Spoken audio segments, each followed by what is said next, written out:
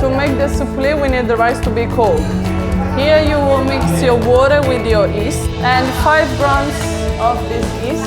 Time to go with your hands. Then we're gonna put mozzarella in the middle.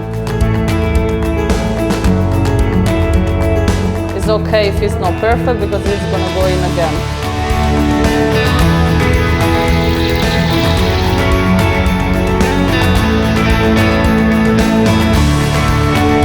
Mozzarella time.